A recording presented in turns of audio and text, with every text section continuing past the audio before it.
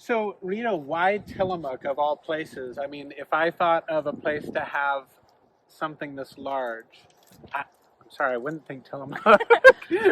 Why here? Yeah, totally understandable. So when they were mapping out where to put all these bases, at least on the West Coast, they needed somewhere that was flat enough and close enough to the ocean to actually get out to sea and go over. But also were 3 bases built. So we are here in Tillamook, and then Central California, and then Southern California.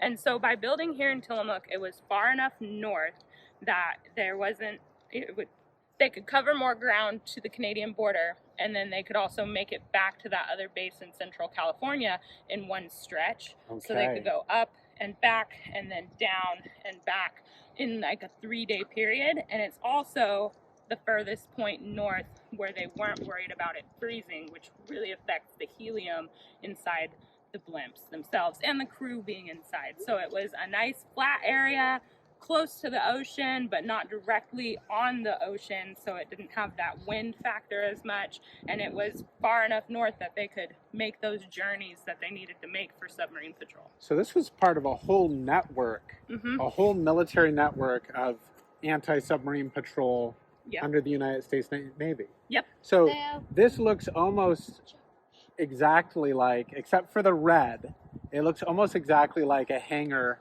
2 hangars, I think, that are down in Tustin, California, off the 405. Are those part of the same system? Yep. Wow. Yeah. Yep. So those were the Tustin hangars, and then there was the Sunnyvale hangars, and then there were several other bases on the East Coast and the Gulf of Mexico. Wow, I didn't realize they went that far out. So those would have been for like German U-boats? Yes, exactly. Wow, I had no idea. I did not know that it was this extensive. That's really something.